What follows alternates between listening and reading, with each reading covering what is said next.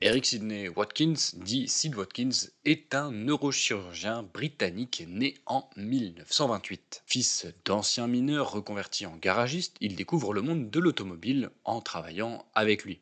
Puis, il se perfectionne grâce notamment à 25 années de bons et loyaux services auprès de la Royal Army Medical Corps en Afrique. Pour info, la RAMC assure le service de soins médicaux pour des soldats de l'armée, peu importe leur nationalité, un peu comme la Croix-Rouge. On est en 1946, quelques années avant la création du championnat du monde de Formule 1, et le monde de Watkins est surtout orienté par le sauvetage de vies humaines plus que par le sport automobile. Alors pourquoi je te parle de ce gars? Tout simplement parce qu'il va révolutionner la Formule 1 et sauver des dizaines de vies dans la catégorie. Bienvenue dans un nouvel épisode des personnages historiques dans lequel je te raconte comment un neurochirurgien britannique est devenu l'ange gardien des pilotes. Fill me out with your smile. Now the sunshine brings the light. Fill me out with a flame. I will let you in this game. Take me out when I'm down. 'Cause with you I'm safe and sound. Safe and sound. Bon, bien qu'il était initié à l'automobile par son père, c'est vraiment avec la RAMC qu'il va découvrir le sport automobile, participant même à un rallye, le West African Rally, en 1955 au volant d'une Ford. Ce sera sa seule et unique course. En même temps, à l'époque, tu prenais énormément de risques quand tu étais pilote. C'est simple, hein, si une course se terminait pas avec un mort, c'est que c'était sûrement une course de tricycle. Watkins décide de rentrer en Angleterre en 1958 et de reprendre ses études pour devenir neurochirurgien. Cependant, la course, ça l'a un petit peu piqué. Et donc il se dit, est-ce que je peux pas allier mes deux passions qui sont la médecine et la course automobile? Il va se rapprocher du circuit de Brands Hatch et devenir médecin pour les catégories en karting, tout en continuant bien évidemment à être médecin la semaine. Cependant, un an après son retour en Angleterre, il décide de repartir du pays de la Reine pour aller aux États-Unis et devenir professeur à l'université de l'État de New York, pour enseigner bien évidemment la médecine. Et c'est un poste qu'il va occuper pendant 8 ans. Vu qu'il avait réussi à être médecin la semaine et à intervenir sur les circuits de karting le week-end, il va se demander si c'est pas possible de faire pareil aux États-Unis. Et la F1, justement, a arrêté de rouler à Indianapolis pour se concentrer sur le circuit de Watkins Glen. Sid Watkins va être médecin à Watkins Glen. Bon, on compare pas le karting et la Formule 1, mais pour autant, on a l'impression que les moyens mis à disposition sont complètement les mêmes. Et ça va être assez choquant pour Watkins. Pas d'équipements médicaux, personne de compétent pour accompagner le professeur lorsqu'il intervient sur les circuits. On parle quand même des Formule 1, la catégorie reine du sport automobile, les voitures les plus rapides au monde. Il y a même des mecs qui fument à côté des espaces médicaux et qui laissent leur mégot par terre, ces gros crados. C'est pas possible pour le professeur. Il faut impérativement changer ça. Donc il va venir avec ses équipements et avec son propre personnel. Les pilotes apprécient le fait de se savoir entouré par des professionnels et Sid va participer à plusieurs Grands Prix des USA jusqu'en 1970, année au cours de laquelle il décide de rentrer à Londres pour prendre la direction du service neurologique dans l'hôpital de la capitale anglaise. Malgré tout, il laisse pas sa passion de côté, donnant même des soins au rallye de Grande-Bretagne pendant plusieurs éditions. Et c'est alors qu'il va faire une rencontre qui va changer complètement sa vie.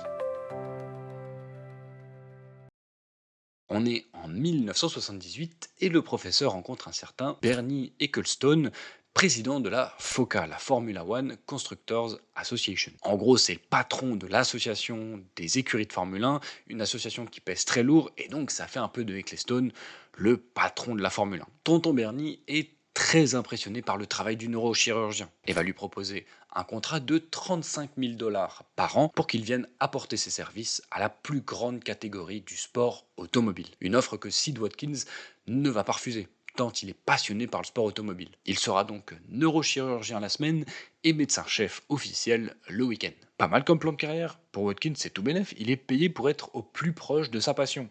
Alors attention, je dis pas que c'est un métier facile. Une initiative saluée par tous les pilotes qui connaissent un peu Sid Watkins de par ses différentes expériences lors du Grand Prix des USA et qui donne surtout un gros capital sympathie à Bernie Ecclestone qui lui assure encore un peu plus de pouvoir en Formule 1, notamment sur la FISA, l'ancêtre de la FIA, et les patrons de circuit. Le nouveau médecin-chef débarque en Suède de cette même année 78 pour ce qui est son premier Grand Prix. Et il va avoir très peu de temps pour se mettre dans le bain avant de taper fortement sur la table pour faire évoluer les choses.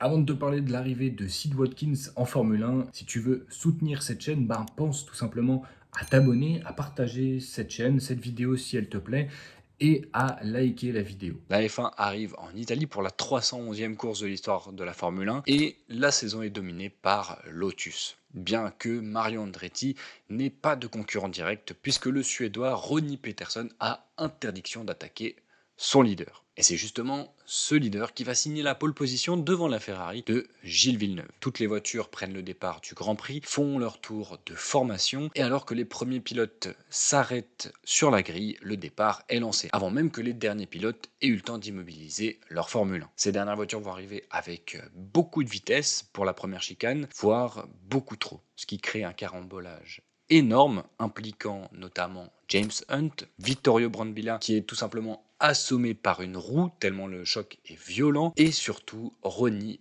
Peterson, dont la voiture prend instantanément feu. Alors le Suédois est secouru par quelques pilotes qui parviennent à le sortir de la voiture, il est emmené à l'hôpital et sa vie ne semble plus en danger.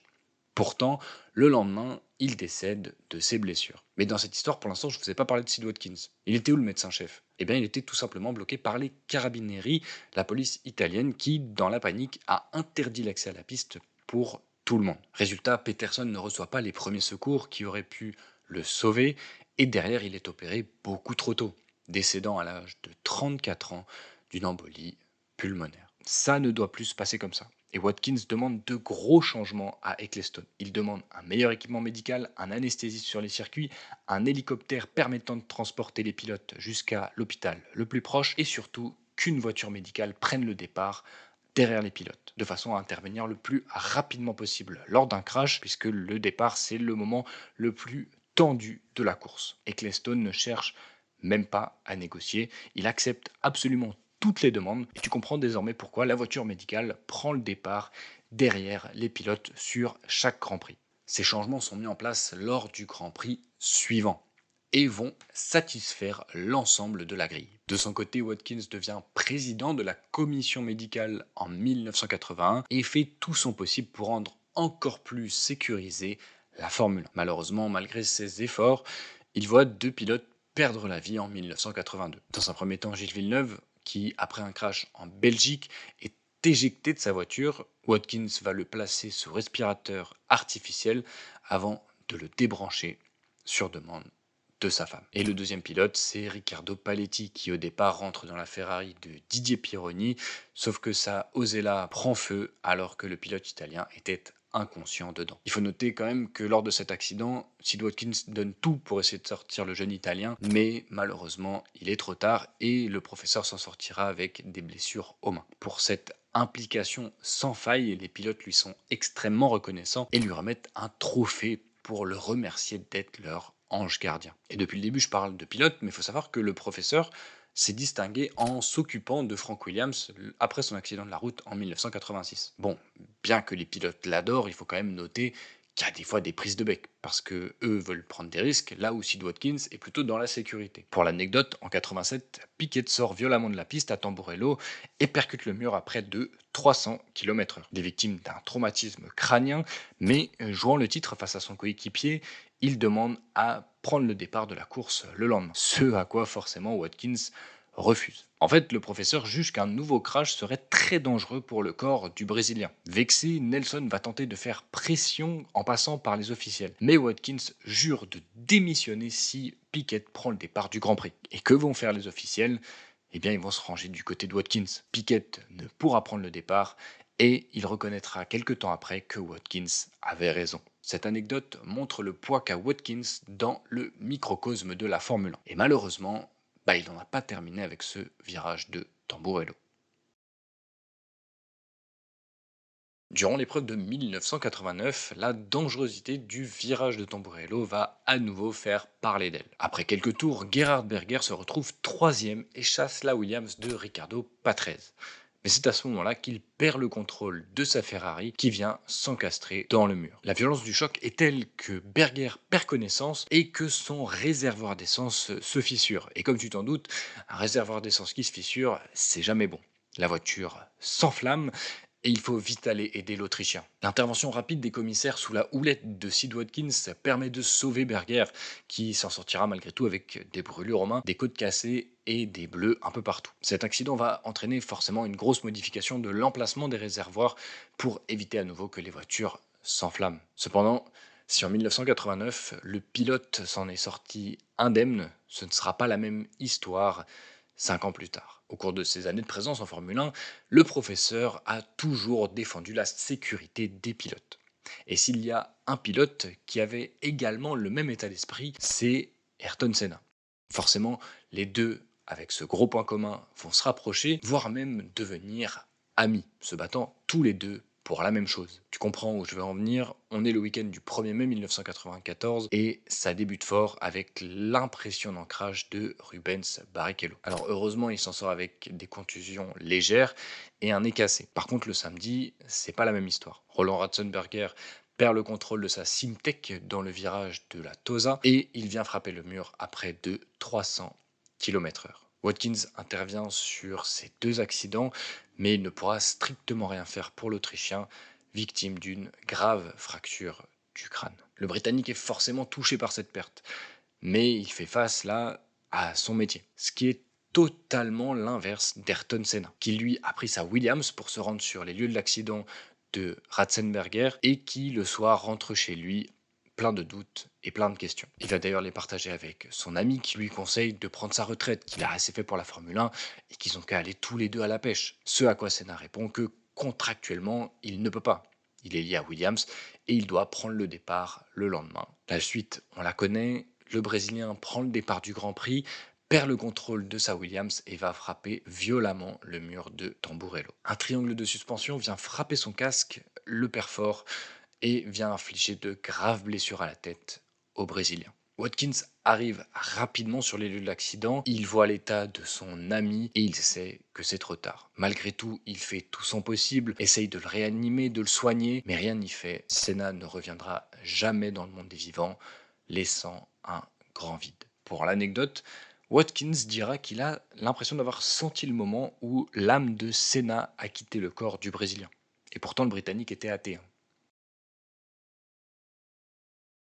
Cet échec sera son dernier. Après avoir sauvé la vie de Berger, Eric Comas et Martin Donnelly, il va également sauver la vie de Mika Häkkinen lors du Grand Prix d'Australie 1995. Un an après le crash d'Imola, le Finlandais perd le contrôle de sa McLaren et vient frapper violemment le mur. Sa tête bouge énormément et vient même taper son volant. Il perd instantanément connaissance et commence à avaler sa langue. Afin de le sauver, les médecins vont le sortir de la voiture et Watkins réalise une incision au niveau de la gorge pour permettre aux Finlandais de respirer. Oui, ça s'appelle une trachéotomie, mais on n'a pas tous fait médecine. Par 2 fois, le cœur de Mika s'arrête. Et par 2 fois, Sid Watkins parvient à le relancer. C'est un petit miracle réalisé par le professeur qui, grâce à son expérience et à toutes les choses qu'il a mis en place, permet à nouveau de sauver une vie. Suite à ce crash, Watkins va proposer à Ecclestone d'introduire un nouveau système qu'on appelle le HANT, le Hand and Neck Support, qui permet de retenir la tête lors d'un crash pour éviter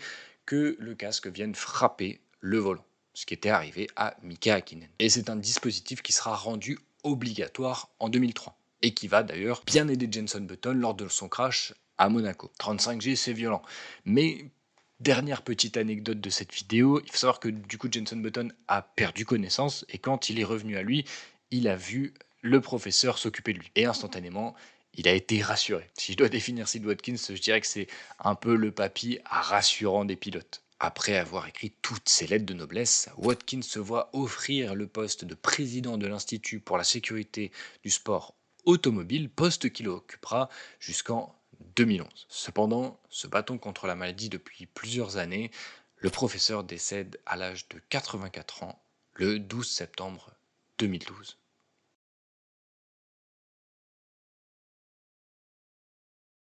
Watkins est très clairement l'homme qui a changé la face de la sécurité et des soins médicaux sur les circuits. Grand ami des pilotes ayant gagné leur respect, ce qui n'est pas donné à tout le monde, le professeur fait comprendre au microcosme de la Formule 1 que la sécurité de ces derniers était un point essentiel. Et c'est simple, lors de son passage en Formule 1 entre 1970 et 2011, il n'y a eu que 6 morts, alors qu'auparavant, on avait quasiment droit à 2-3 pilotes décédés par an. Il a totalement changé les choses et c'est pour cette raison qu'il fait partie des grands noms du sport, bien qu'il ne soit ni pilote, ni dirigeant d'écurie. Ça faisait longtemps que je voulais parler de Sid Watkins, pour la simple et bonne raison que je l'avais vu autour de quelques circuits, puisque je regarde la Formule 1 depuis un long moment, mais je m'étais jamais trop intéressé à lui. Pour moi, c'était un papy qui était là, qui se baladait un peu. Comme Lewis Hamilton, dont je t'ai parlé il y a quelques mois, il a joué un rôle non négligeable dans l'histoire de la sécurité en Formule 1, faisant changer considérablement les choses et permettant aux pilotes de survivre à la plupart des crashs. Si le crash de Romain Grosjean à Bahreïn en 2020 est très impressionnant, le pilote français a survécu notamment grâce à des actions menées par le professeur lui-même. Et dans ce cas-là, notamment à la participation de la voiture médicale lors du premier tour du Grand Prix. Voilà, on arrive à la fin de cette vidéo. J'espère qu'elle t'a plu. Si c'est le cas, n'hésite pas à la liker. Pense à t'abonner, partage ma chaîne et cette vidéo. Et dis-moi dans l'espace commentaire quelle est l'action mise en place par Sid Watkins qui t'a le plus marqué. N'hésite pas à venir faire un tour sur tous mes réseaux sociaux. Et à droite et à gauche, tu trouveras 2 autres vidéos à voir ou à revoir. Moi, je te dis au revoir et à la prochaine.